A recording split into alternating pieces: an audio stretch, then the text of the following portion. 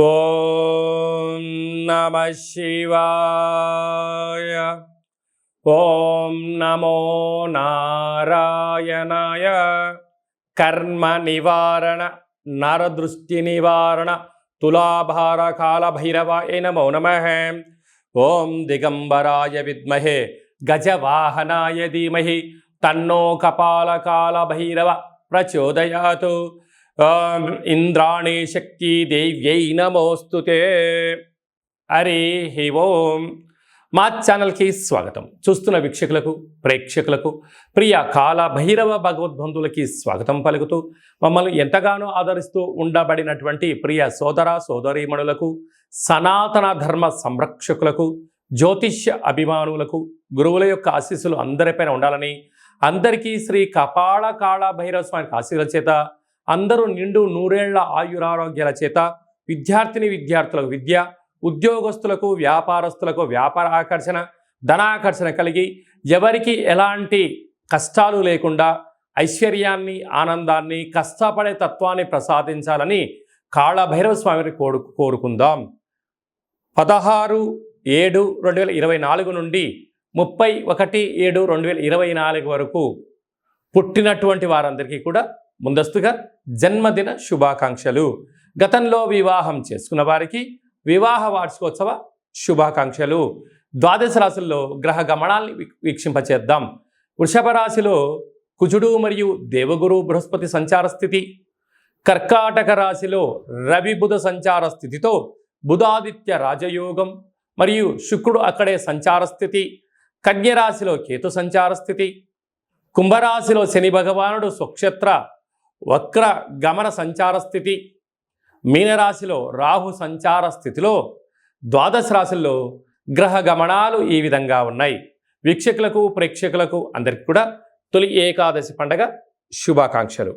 అలాగనే మనకు ఆషాఢ మాస ప్రారంభము. ఆషాఢం అనగానే హైదరాబాద్ అనగానే ఆషాఢం అని గుర్తొస్తుంది.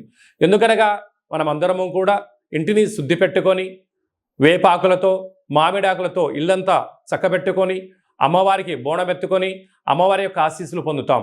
ఎందుకనగా మనకు చర్మ వ్యాధులు కానీ, అంటువ్యాధులు కానీ, మచూసి లాంటి వ్యాధులు రాకుండా ఉండడం కోసము గ్రామము అంతా, వీధి అంతా, తెలంగాణ రాష్ట్రం అంతా కూడా వేపాకులతో పసుపు నీళ్లను చల్లడం వలన అంటువ్యాధులు రావు. అలాగనే మన భారతదేశ సాంప్రదాయంలో మన పండగలకు ఒక్కొక్క దానికి ఒక్కొక్క రకమైన ప్రత్యేకత ఉంటుంది. బోనం అనగానే మనకు అమ్మవారికి సేవ చేసుకోవడం, ముక్కులు చెల్లించుకోవడం, ఆడపడుచులను పిలుచుకోవడం, వారికి చీరలు సారెలు పెట్టడం, అమ్మవారిని మనమందరము కూడా మన ఇంటి ఆడపడుచుగా భావించడం జరుగుతుంది. పోతురాజులు అందరూ కూడా స్వామివారి యొక్క అమ్మవారి యొక్క సేవలో నిమగ్నమై ఉండడం జరుగుతుంటుంది. కనుక మనమందరం కూడా అమ్మవారి సేవ చేద్దాం, అమ్మవారి యొక్క ఆశీస్సులు పొందుతాం, మన సనాతన సాంప్రదాయాల్ని భావితరాలకు అందించే మానవ ప్రయత్నం చేద్దాం. అలాగనే దక్షిణాయన ప్రారంభము కనుక మనకు ఉపవాసాలు, యజ్ఞాలు, యాగాలు, క్రతువులు చేసుకునేటువంటి ఆయనం కనుక మనమందరము కూడా భక్తి తత్వంతో ఉందాం, తల్లిదండ్రులను గౌరవిద్దాం, అమ్మవారి యొక్క ఆశీస్సులు పొందుదాం.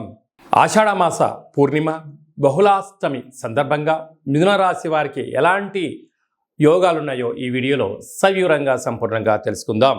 మిథున రాశిలో ఏ నక్షత్రాలు వస్తాయనగా మృగశిర నక్షత్రంలోని 3వ పాదము, 4వ పాదము, ఆర్ద్ర నక్షత్రంలోని 4 పాదాలు, పునర్వసు నక్షత్రంలోని 1, 2, 3 పాదములు కలిపితే మిథున రాశి.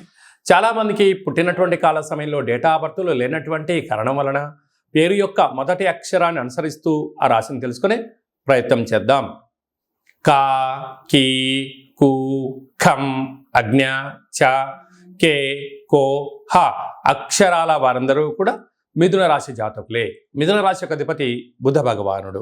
ఈ ఆషాఢమాస పూర్ణిమ అలాగనే అష్టమి సందర్భంగా కాళభైరవ స్వామి వారికి గుమ్మడికాయలో కూష్మాండ దీపాన్ని ఏర్పాటు చేసుకోవడం వలన విపరీతమైనటువంటి వ్యాపార ఆకర్షణ, ధన ఆకర్షణ, శక్తి ఆకర్షణ అని చెప్పి గమనించగలగాలి. రాశాధిపతి బుధుడు ఆకుపచ్చటి రంగులో ఉంటాడు కనుక బూడిద గుమ్మడికాయ కూడా అదే రంగులో ఉండడం వలన జ్ఞానం, బుద్ధి, ఐశ్వర్యం, ఆనందం మిథున రాశి వారి సొంతం అని చెప్పి గమనించాలి. ధన, వాక్కు, కుటుంబ స్థానంలో రవి మరియు బుధుడు సంచారం చేయడం వలన బుధాదిత్య రాజయోగము అనగా ప్రభుత్వ ఉద్యోగ ప్రయత్నం చేసే వారికి ఇది చాలా మంచి కాలము. ఉద్యోగం చేస్తూ ఉండబడిన వారికి ప్రమోషన్స్, మీరు ఏ ప్రాంతానికైతే అనుకుంటున్నారో ఆ ప్రాంతానికి ట్రాన్స్ఫర్ అవ్వడంలో అద్భుతమైన విజయం మీ సొంతం కాబోతుంది. నూతన వస్త్రాలు, బంగారు ఆభరణాలు, షేర్లు, భూములు, ఇంటి స్థలాలు క్రయ విక్రయాలకు ఇది చాలా మంచి కాలము అని చెప్పి గమనించాలి. అర్ధాష్టమ కేతు సంచార స్థితి ఉండడం వలన చిన్న చిన్న విషయాలకు మనసులో బాధలేం పెట్టుకోవద్దు. కాలం అనేటువంటిది ఎప్పుడు ఒకే రీతిలో ఉండదు. ఎవరి జీవితంలో ఎప్పుడు అమావాస్య ఉండదు, ఎవరి జీవితంలో ఎప్పుడు పూర్ణిమ ఉండదు అనే రెండు విషయాలను మీరు గుర్తు పెట్టుకోగలిగితే ప్రతి దానిని కూడా పాజిటివ్గా తీసుకోవడం, సక్సెస్మెంట్కు స్వాగతం పలకడానికి మిథున రాశి జాతకులు ముందు వరుసలో ఉంటారు అని చెప్పి గమనించాలి. భాగ్యస్థానంలో శని భగవానుడు వక్రగమన స్వక్షేత్రంలో ఉండడం వలన భార్యాభర్తల మధ్య అన్యూన్యత, పెట్టుబడులు, ఆలోచనలు, సమాజంలో కీర్తి ప్రతిష్టలు మీ సొంతం కాబోతున్నాయి. రాజ్యస్థానంలో రాహు సంచారం చేయడం వలన ప్రమోషన్స్ రావడము, వ్యాపార అభివృద్ధి, మీకు ఏదైతే ఇబ్బంది అనిపిస్తుందో వాటి సందర్భంగా తగు శిక్షణ తీసుకోవడం, ట్రైనింగ్ తీసుకోవడం, లేకుంటే వాటి గురించి బుక్స్ చదువుకోవడం వలన ఈ అడ్డంకులను, ఇబ్బందులను అధిగమించే ప్రయత్నం చేయడంలో విజయం మీ సొంతమవుతుంది. వ్యయంలో కుజ భగవానుడు సంచారం చేయడం, వ్యయంలో గురు సంచార స్థితి ఉండడం వలన వీలైనంత వరకు ఖర్చులు తగ్గించుకునే ప్రయత్నం చేయగలగాలి. అనవసరమైన ఖర్చులు, విందులు, వినోదాలు అని బంధువులని, మిత్రులని, ఆర్భాటాలకు వెళ్ళారా, మీ యొక్క ధనం అయిపోయిన తర్వాత మీకు ఎవరూ కూడా గొంతులో నీళ్లు పోసే నాథుడు కూడా ఉండడం చెప్పి గమనించాలి. అయితే మన పెద్దవాళ్ళు చెప్తుంటారు, దీపం ఉండగానే ఇల్లు చక్క పెట్టుకోవాలి, ధనం ఉన్నప్పుడే కాపాడుకోవాలి, విందులని, వినోదాలని, వ్యసనాలకు గురి కాకుండా చూసుకునే మానవ ప్రయత్నం మీరు చేయగలిగితే మీకన్నా అదృష్టవంతులు లేరు అని చెప్పి గమనించాలి.